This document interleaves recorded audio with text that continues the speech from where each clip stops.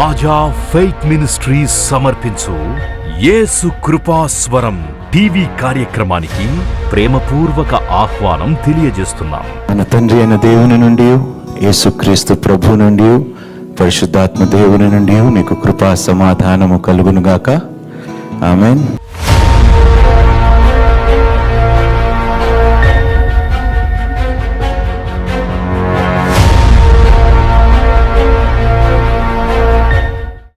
కూడి వచ్చిన మీ అందరికీ ప్రభు పేరిట వందనాలు. షలోం.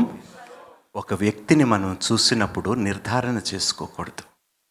ఈ వ్యక్తి వేసుకున్న బట్టలు బట్టి, మాట్లాడి తీరును బట్టి మీరు నిర్ధారించేసుకొని ఒక అభిప్రాయంకి వచ్చేసారనుకోండి, ఎప్పుడూ ఆ వ్యక్తికి దగ్గర కాలేరు. మీరు ఎప్పుడూ ఆ వ్యక్తిని యేసు ప్రేమతో మీరు ప్రేమించలేరు. మీ అభిప్రాయమే ఆ వ్యక్తి దగ్గరికి వెళ్ళటానికి ఒక అడ్డుగోడగా నిలుస్తుంది. అభిప్రాయములు మీ దగ్గరే పెట్టుకోండి. పెట్టుకోలేకపోతే చెత్త కుప్పలో పడేయండి. అభిప్రాయములు కలిగి ఎవ్వరి ఎడల ఉండకండి. ఎందుకు అంటున్నాను తెలుసా?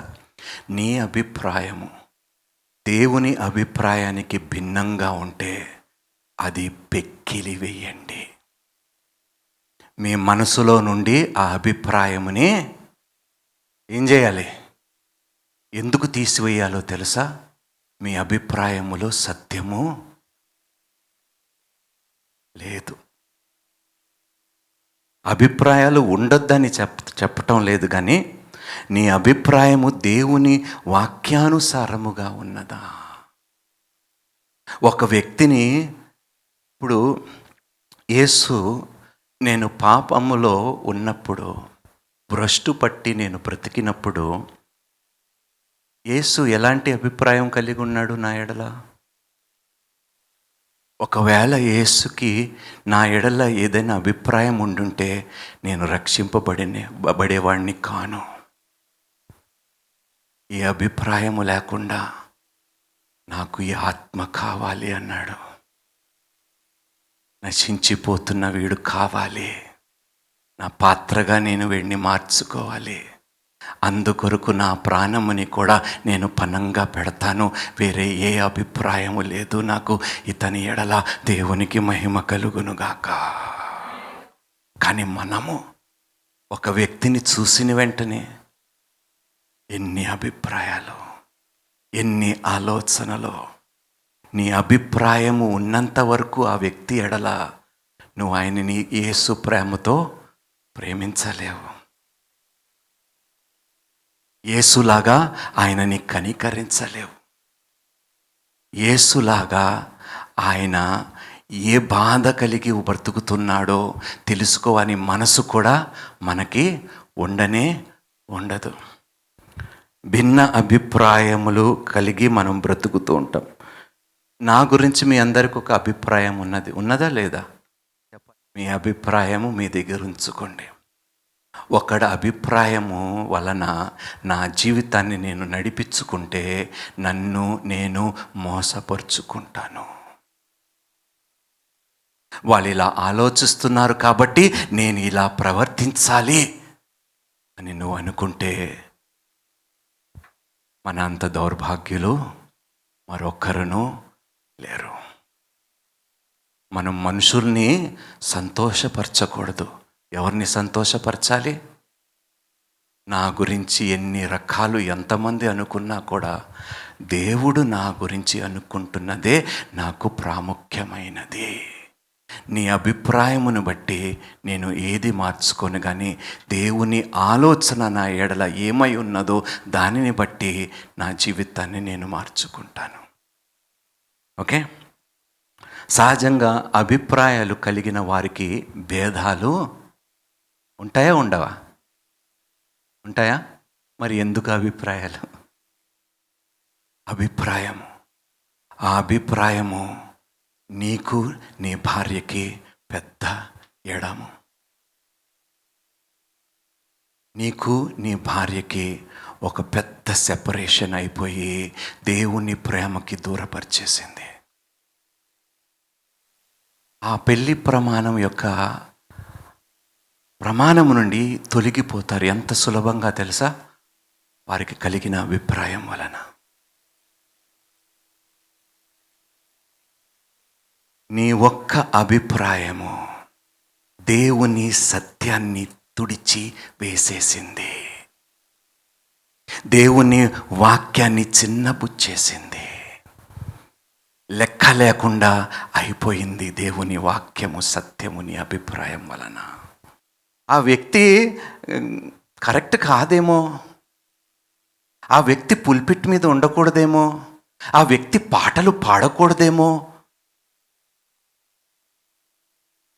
ఆ వ్యక్తికి మీరు ఇంత ఇంపార్టెన్స్ ఇవ్వకూడదేమో. చెప్పారా మీ నోటితో ఎప్పుడైనా? దేవుడేమో తన సింహాసనమును విడిచి నశించిపోతున్నారే అని బాధ కలిగి తన మహిమను విడిచి తనను తాను రిక్తునిగా చేసుకొని ఏ అభిప్రాయము లేకుండా చీకటిలో ఉన్న నా బిడ్డని నేను వెలుగులోకి రప్పించుకోవాలనే ఒక్క ఆశతో వచ్చాడండి. హల్లెలూయా.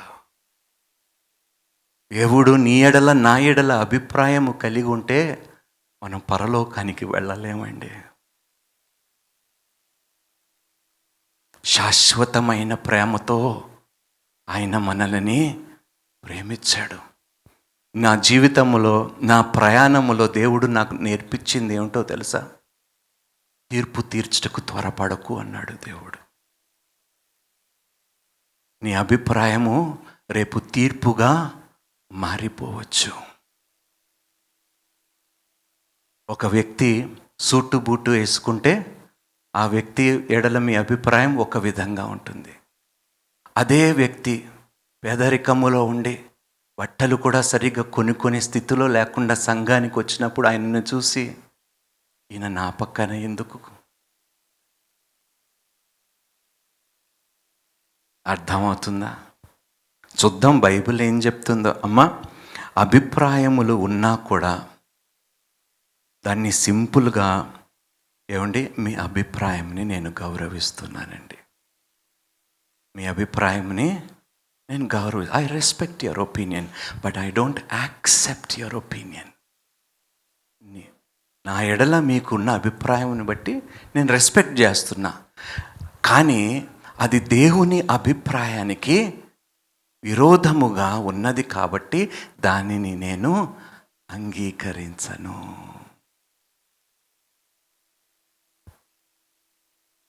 మనం ఎప్పుడైనా ఒక వ్యక్తి అభిప్రాయాన్ని మనం తిరస్కరించినప్పుడు దాన్ని ఎలా తిరస్కరించాలో తెలుసా? ప్రేమతో. ఎలా? ప్రేమతో, తగ్గింపుతో, దయాలత్వముతో. దయ చూపించాలి. ఎందుకో తెలుసా? నేను ఒకప్పుడు ఎంతోమందిని బట్టి చాలా అభిప్రాయాలు కలిగి ఉన్నాను. ఇప్పుడు ఈ వ్యక్తి నా ఎడల కూడా అభిప్రాయం కలిగి ఉన్నారు, అందులో తప్పు లేదు. కానీ ఇప్పుడు నా ఎడల ఉన్న అభిప్రాయము అది దేవుని వాక్యానికి భిన్నముగా ఉన్నది. సామెతలు 18వ అధ్యాయము 2వ వచనము. బుద్ధిహీనుడు వివేచన యందు సంతోషింపక తన అభిప్రాయములను బయలుపరచుట యందు సంతోషించును. ఎవరు చేస్తారంట? Brother I think she is, brother I think he is, who cares what you think? Take all your thoughts and put it in the garbage. చెత్తలో పడేయండి. అక్కడే పనికి వస్తాయి ఆలోచనలు, ఆ అభిప్రాయాలు. దేవుడు ఇక్కడున్న మనందరినీ చూసినప్పుడు మీరు విలువైన వారు అనే అభిప్రాయం కలిగి ఉన్నాడు. హల్లెలూయా. ఆయన ప్రేమని పొందుకునే వారుగా మీరు ఉండాలని అది అభిప్రాయం. మీరు చీకటిలో ఉండకుండా వెలుగులోనే ఉండాలనేదే ఆయన అభిప్రాయము. మీరు మారు మనసు కలిగి నూతన సృష్టిగా మారాలనేదే ఆయన అభిప్రాయము. మంచివాడి మీద సూర్యుడు ఉదయిస్తుంది, అవినీతిమంతుడి మీద కూడా సూర్యుడు చెప్పాలి ఏ భేదము? దేవుడు మనుష్య ముఖములను లక్ష్య పెట్టేవాడు కాడు. ఆయన మనల్ని చూసినప్పుడు, తండ్రి ఎంత ప్రేమ కలిగిన దేవా, పాపములో ఆది ఖండములో అంటాడు, మనుషుల యొక్క హృదయములో ఉన్న తలంపులు ఆలోచనలు యావత్తూ చెడ్డవే, యావత్తూ చెడ్డవే. అయినా కూడా ఏం అభిప్రాయం కలిగి ఉన్నాడో తెలుసా? వీళ్ళని నాలాగా మార్చే వరకు నేను వీళ్ళని విడిచిపెట్టను, ఎడబాయను. హల్లెలూయా! ఎంత గొప్ప దేవుడండి ఈ దేవుడు. ఎవరున్నారండి ఈ లోకములో ఈయనని పోలిన వంటి వారు? మనుషులు తలంపులు ఆలోచనలు తన హృదయములో ఉన్న ప్రతివి అన్నీ కేవలము చెడ్డవై ఉన్నాయి అని దేవుడు చెప్పినా కూడా కొత్త నిబంధనలో ఏమన్నాడో తెలుసా? దేవుడు ఈ లోకముని ఎంతగానో ప్రేమించాడో. మన ఆలోచనలు, మన తలంపులు, మన ఊహలు, మన హృదయంలో ఉన్నవి యావత్తు అన్నీ కేవలము చెడ్డవైనా కూడా ఆయన్ని చూసి ఆయన ఏం అభిప్రాయం పడ్డాడో తెలుసా? వీరు రక్షించబడాలి, వీరు దీవించబడాలి, వీరు ఆశీర్వదించబడాలి, వీరు నా సొత్తుగా మారాలి అన్నాడు. హల్లెలూయా! నిన్ను ఏమాత్రము విడవను, ఎన్నడూ ఎడబాయనన్నాడు. ఎన్నో అభిప్రాయం వలన బంధాలు, వివాహములు, తల్లిదండ్రులు, పిల్లలు, సంబంధాలు తెంచివేయబడ్డాయి. కానీ దేవుడు భూమి ఆకాశము గతించిన నా మాట, ఆయన ఈ లోకముని ఎంతగానో ప్రేమించాడు. ఆయన అద్వితీయ కుమారుణ్ణి చెప్పాలి.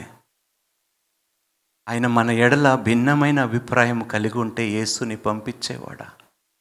మరి మీకెందుకు ఒక వ్యక్తి పట్ల అభిప్రాయాలు?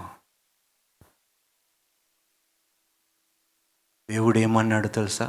లోకమంతయు పాపము చేసి దేవుడు అనుగ్రహించిన మహిమను పొందలేకపోవచ్చున్నారు. అందుకనే నా కుమారుని పంపించి మీ పాపము నా కుమారుని మీద మోపి నీతిమంతులుగా నా సన్నిధిలో నేను మిమ్మల్ని నిలబెట్టుకుంటానన్నాడు. హల్లెలూయా! ఏం దేవుడండి దేవుడు! పాపులని ఎంతగా ప్రేమించేవాడు.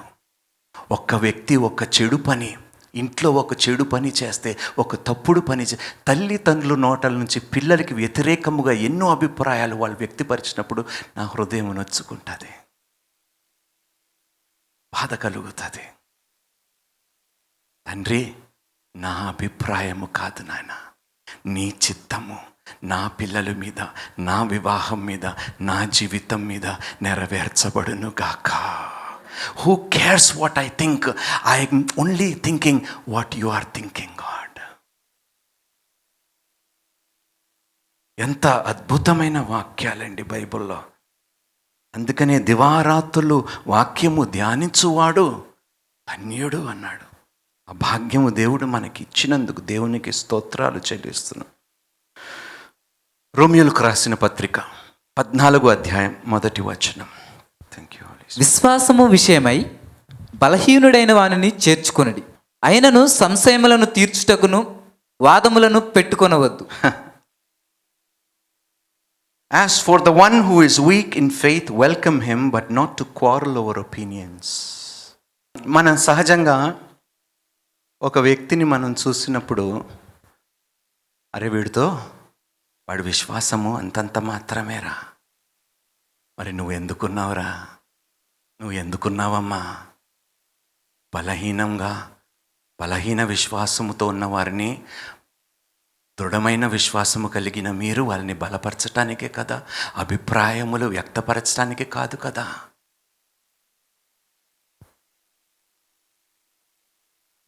సంఘాల్లో చూసారా అభిప్రాయములను తీసుకొచ్చి సాతానుడు సంఘములో ఏ విధంగా చిచ్చు పెడుతున్నాడో.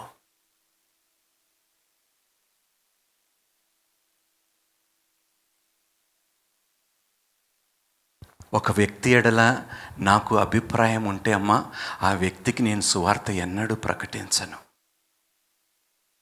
కానీ దేవుడు నాకు నేర్పించింది ఏమిటో తెలుసా?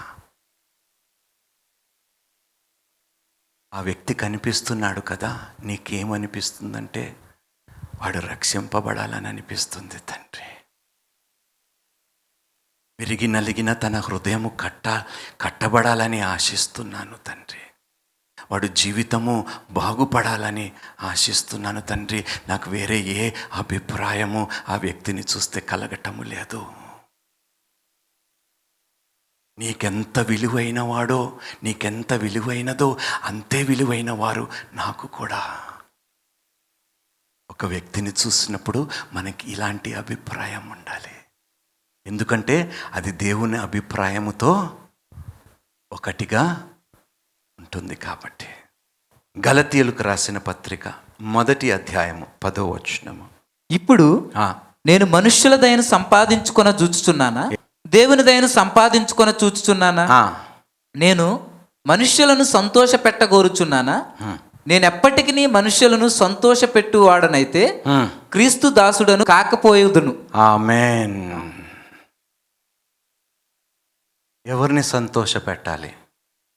వాళ్ళ అభిప్రాయాల్ని. అంతే కదా. అమ్మో, నేను ఇలా చేయకపోతే వాడు నా గురించి, నువ్వు ఏమనుకుంటే నాకేందయ్యా, నువ్వు నీ గురించి అనుకుంటే చాలు, నా గురించి నా దేవుడు అనుకుంటున్నాడు, అదే చాలు. హల్లెలూయా. అర్థమవుతుందా మీకు?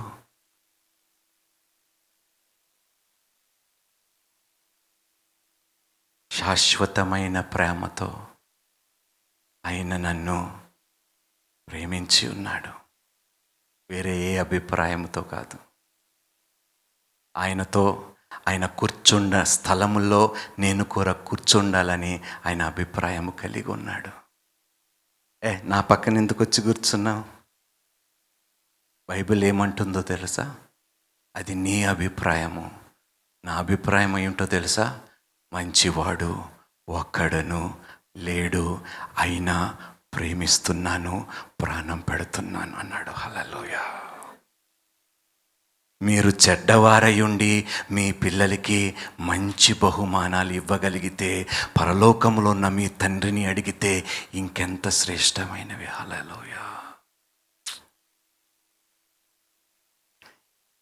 ఇలాంటి దేవుణ్ణి కలిగి ఉన్నందుకు సంతోషిద్దాం క్రైస్తవులారా.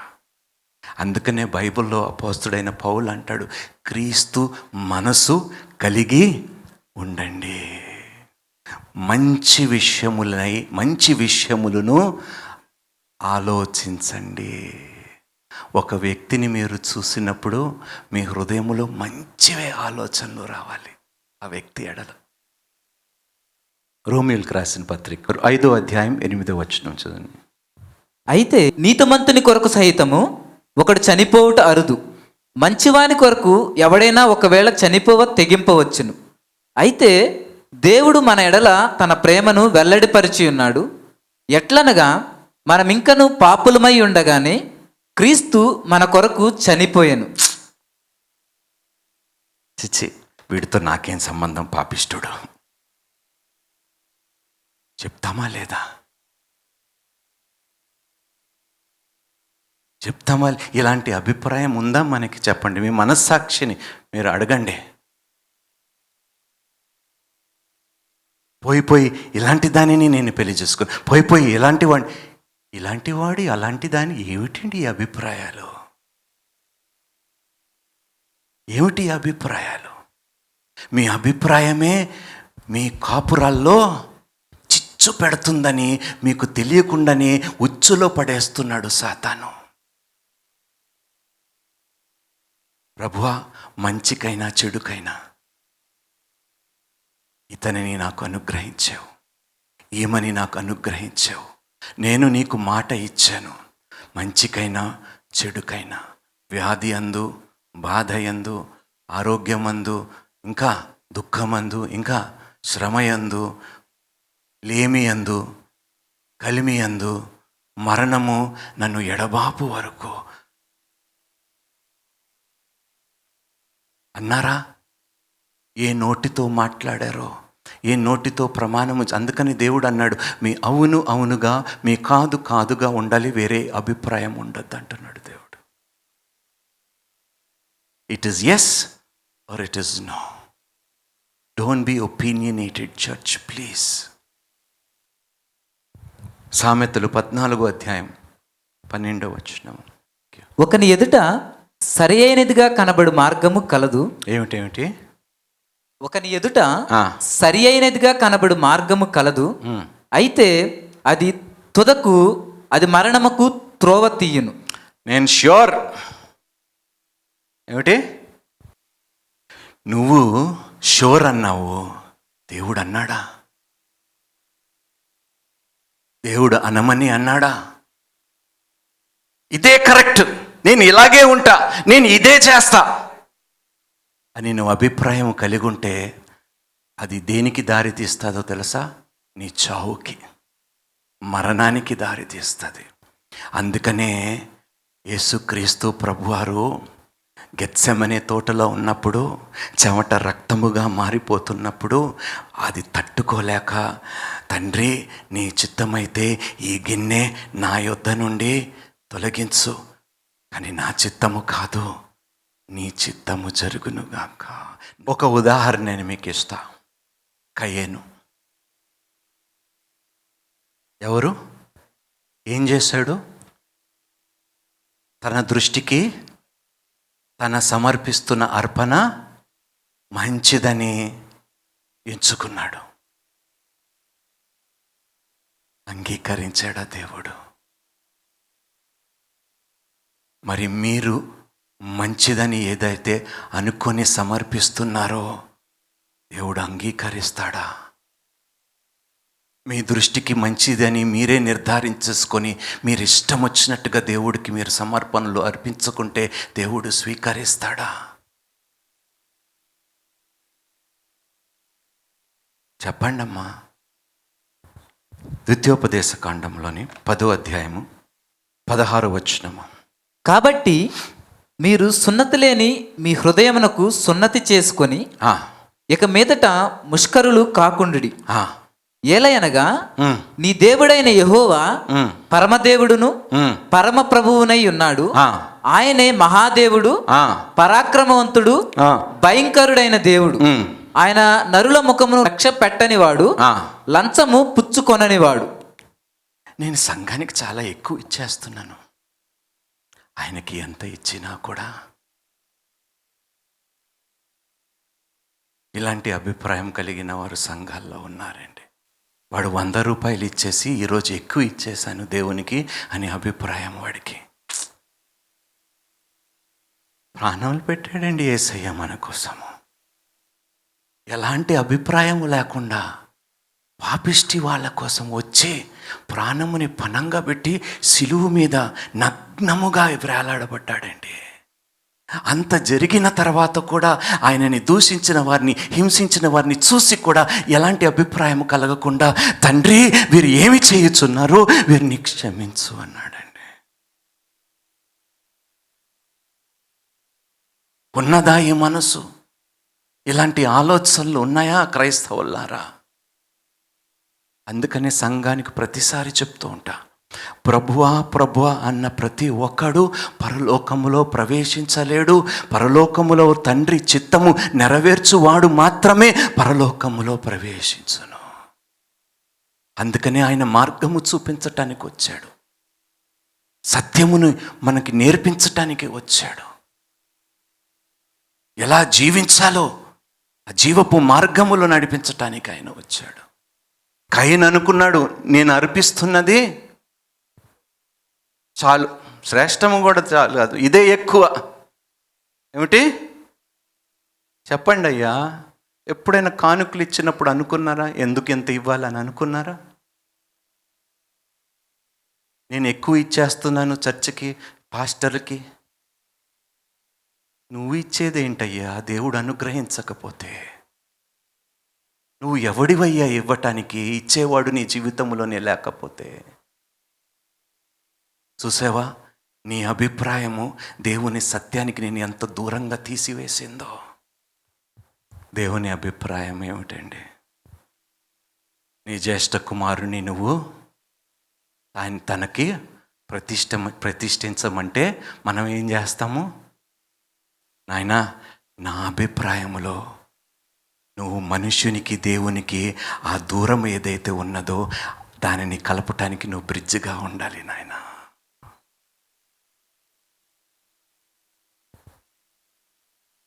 అన్నీ నాకు లాభమే, కానీ అన్నీ చెయ్యదగినవి కావు. నాకు లాభమైన వాటన్నిటినీ నేను నష్టముగా ఎంచుకుంటున్నాను. ఎంత గొప్ప అభిప్రాయం అండి! ఇది అభిప్రాయం అంటే. నాకు లాభకరమైనవి నా ముందు కనిపిస్తున్నవి, నాకు లాభమని ఏవైతే నేను ఎంచుకుంటున్నావు అది నేను నష్టముగా ఎంచుకుంటున్నాను. బ్రతుకుటైతే క్రీస్తే, చావైనా నాకు లాభము. హల్లెలూయా.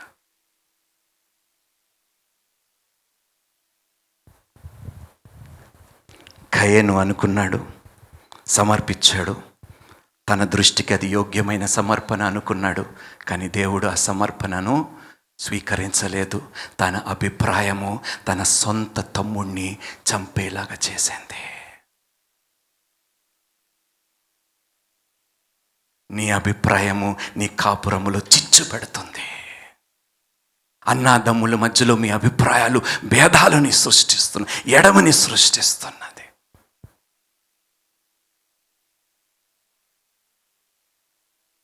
ఈ మధ్యకాలంలో ఇదొక ఫ్యాషన్. సంఘాల్లో, అమెరికా దేశంలో వాళ్ళ అభిప్రాయములో ఏమిటి? పురుషుడు పెళ్లి చేసుకోవచ్చు. వాళ్ళ అభిప్రాయం అంటే అందులో తప్పు. Look at your opinion and look at God's opinion about it. ఎవరి అభిప్రాయము మనం ఎక్కువగా ఎంచాలండి? నీకు నచ్చిన దానినా, దేవుడికి నచ్చినదా? కానీ మనం ఏం చేస్తున్నాం? మనము ఏమి చేస్తున్నాము సంఘమా? 1 కొరింథీయులకు రాసిన పత్రిక 6వ అధ్యాయము 9 నుండి 11వ వచనం వరకు. అన్యాయస్తులు దేవుని రాజ్యమునకు వారసులు కానేరని మీకు తెలియదా? నువ్వు ఎలాంటి అభిప్రాయం కలిగి ఉన్నా అది పనికి రాదు. అన్యాయస్తులు దేవుని రాజ్యము చెప్పాలి. అన్యాయస్తులు దేవుని రాజ్యమునకు వారసులు కానేరని మీకు తెలియదా? మోసపోకుడి జారులైనను విగ్రహారాధికులైనను వ్యభిచారులైనను ఆడంగితనము గలవారైన ఇప్పుడు దౌర్భాగ్యం ఏమిటంటే బాధ కలుగుతుంది. ఎవరైనా తల్లిదండ్రులు తన కుమారుడు కానీ కుమార్తె కానీ ఒక లెస్బియన్ అయితే, ఒక హోమోసెక్షువల్ అయితే, మాకు వేరే దారి లేదండి, I think it is okay. వాడు ఇలా ఉండటం వలన in my opinion I don't see anything wrong in my son or in my daughter being like this. But no, your opinion does not matter. నీ అభిప్రాయము పనికి రాదు, దేవుని అభిప్రాయమే. ఆ తల్లిల గుండెలు ఎంత పగిలిపోతూ ఉంటుందో ఆ కుమారుని కుమార్తెని చూసినప్పుడు. అమ్మా, దానిని మీరు అంగీకరించకుండా, మీ అభిప్రాయం వ్యక్తపరచకుండా గోజాడండి, బ్రతిమాలండి. Don't compromise. దేవుడు ఎండిపోయిన ఎముకలనే లేవనెత్తి మాంసము రక్తముగా మార్చగలిగితే, నీ కుమారుడు నీ కుమార్తె బ్రతుకులని, వారు అభిప్రాయములని మార్చలేడా? నీ అభిప్రాయమును మార్చుకున్నందుకు దేవుని సత్యానికి నువ్వు దూరం అయిపోయావు. నీలో సత్యము లేదు కాబట్టి నీ ప్రార్థనలకు ప్రతిఫలము లేదు. మనుష్యుడికి ఇది అసాధ్యము, దేవునికి సమస్తము సాధ్యము. నమ్మటము నీ వశమైతే నమ్మువానికి సమస్తము సాధ్యము. ఇదే సత్యము. దైవజనులు బోధించిన మరిన్ని ప్రసంగాలను విని ఆత్మీయంగా బలపడాలని ఆశ కలిగిన వారు Raja Faith Ministries YouTube, Raja Faith Ministries Facebook, Raja Hebel Instagram, Raja Hebel RFM Twitter subscribe చేయండి, లైక్ చేయండి, కామెంట్ చేయండి, షేర్ చేయండి, ఫాలో అవ్వండి.